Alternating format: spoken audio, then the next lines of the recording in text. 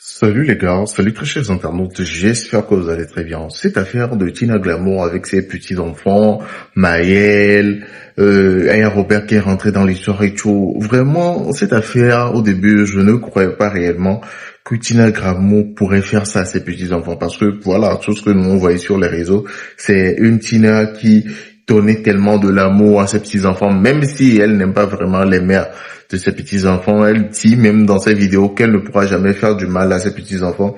Mais la sortie de Nella, la nièce de Tina Glamour, qui vient dire sur la toile ouvertement que c'est Tina Glamour qui l'aurait envoyé raconter tout ça sur Maël.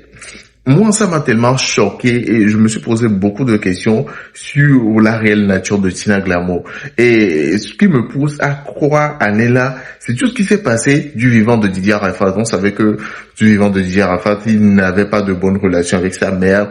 Même sur ses midis, quand on a invité sa mère à son insu et tout, il a montré un air bizarre, il était vraiment déçu. En tout cas, il n'était pas content de la venue de sa mère en ce moment sur ce plateau, mais il a quand même fait semblant pour masquer un peu et garder lui aussi sa crédibilité surtout. Et voir Tina s'attaquer à ses petits-enfants, demander de l'argent à ses petits-enfants de 13 ans et tout, s'ils refusent, les insulter, dire à Maëlle de ne plus l'appeler grand-mère, d'aller chercher une autre grand-mère parce que ce dernier n'est pas parti la défendre chez Imbra. Par là que tu es parti chercher, maintenant tu viens demander à ton petit-fils de partir te défendre et tout. Moi, je vois que cette grand-mère est juste toxique. Ouais. Cette vieille est juste une grand-mère toxique qu'il ne faut pas. En tout cas, je suis tombé sur une vidéo d'un Ivoirien qui l'a dit très ouvertement. On prie tous, on dit non, nos mères devraient être immortelles et tout. Mais est-ce que une mère comme Tina Glamour devrait être aussi immortelle? Parce que là, on parle d'une mère tellement toxique, une mère qui passe son temps à maudire son propre fils. On a vu des vidéos, on a vu les audios où elle passait son temps à maudire Didier Arafat, à dire non, il n'allait jamais réussir, qu'il allait manger du sable, il allait ramper et venir lui demander pardon avant de réussir sa vie. Et on a vu que c'est dans ces instants que Didier Arafat était boycotté partout en Côte d'Ivoire, sur les plateaux de télé, personne ne le calculait. Il a sorti Moto Moto, une chanson de puissance réellement qui faisait quand même le tour du monde. Mais en Côte d'Ivoire, il était boycotté et il voulait même faire lui-même sa promotion parce qu'il a dit bah il n'avait pas besoin de télé avant de percer. Donc il voulait faire sa promotion et c'est là qu'il faisait des tours moto dans des villes, il passait dans des villes et tout, faisait des tournées et tout. Et c'est dans dans cette perspective qu'il a trouvé la mort, qu'il est décédé malheureusement suite à un incident de circulation. On a tous vu. Et voilà Tina Glamour qui ressort aujourd'hui contre ses petits-enfants. Moi, je dis tout simplement que elle a tout d'abord été une maman très toxique et actuellement, elle est une grand-mère toxique.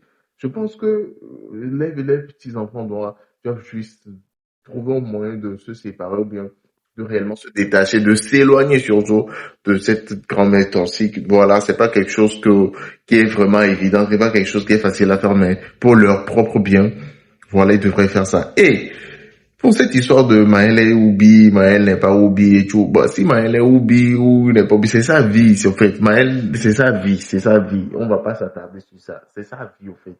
Donc, c'est sa vie, c'est sa sexualité. On va pas en parler, on va pas en faire voilà, tout au plat. Mais si sa vieille sage, c'est-à-dire sa grand-mère prend cette affaire pour pouvoir le détruire, vraiment c'est grave.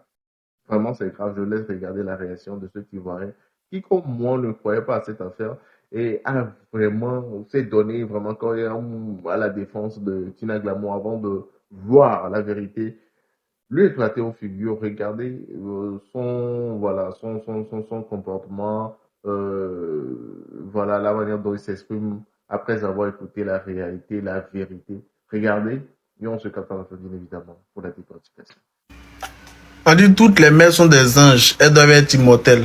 Mais Lobo Valentine seulement là, toi tu dois pas être immortel, ouais. Lobo sont immortels. C'est qu'il aura là, il aura, yes, Seigneur. On dit on ne prend pas moitié de cola pour faire sacrifice. Je suis l'exemple palpable. Sans plus tarder qu'avant-hier, j'ai posté une vidéo ici. La vidéo a fait 312 000 ou bien 320 000 vues. Et 20 000 de likes.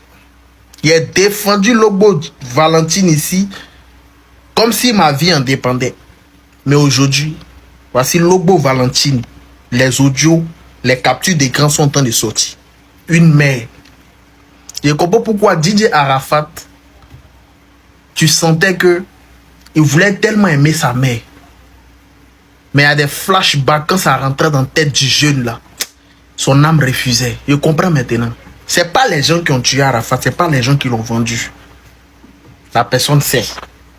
Sinon toi, ton petit-fils, enfant que ton fils a laissé, toi tu as mandaté des gens pour tenir à son image parce qu'il allait en vacances. Elle est ta belle-fille, que toi tu en froid à elle. Ou bien parce qu'il a snappé sur la chanson d'un artiste que toi tu en froid à lui. Hein? Une grande-mère. C'est la seule grand-mère de toute mon existence, de toute ma vie sur cette terre. C'est la seule grand-mère que je peux voir qui peut faire ce genre de choses-là. On connaît grand-maman. On connaît grand-maman. On connaît mémé. On connaît maman grand-mère. On connaît grand-maman. Ta grand-mère. Il n'y a pas une grand-mère ivoirienne qui n'adore pas ses enfants.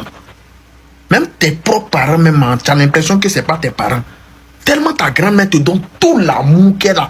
C'est-à-dire, genre, ce qu'elle a voulu donner à ses enfants dans la jeunesse, le temps qu'elle n'a pas pu avoir, les choses qu'elle n'a pas pu faire, quand elle a des petits-enfants, elle donne tout. Mais toi, Lobo Valentine, seulement, André, pour toi, là, tu as laissé ça en Amérique, là-bas. Franchement, c'est décevant, c'est dégoûtant, c'est mal fait, extrêmement mal fait. Aujourd'hui, là, pourquoi le monde entier a arrêté, stoppé de parler d'Arafat? Vous pensez que c'est pour rien?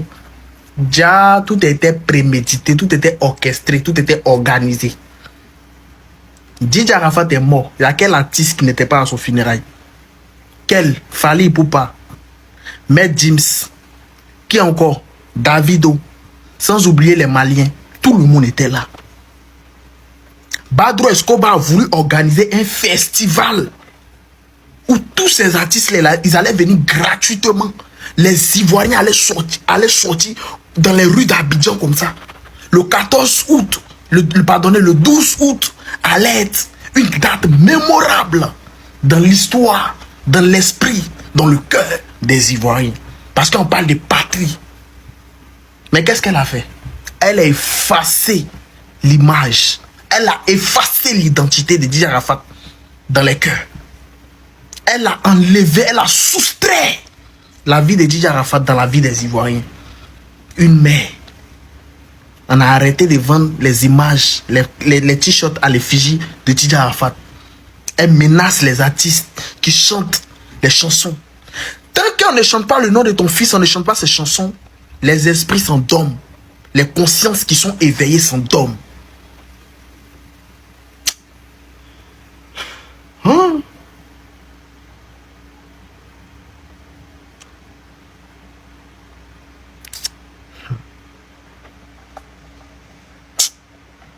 Et oui, je vous parle quoi, hein? Mais mon cœur me brûle, ça me fait énormément, extrêmement mal.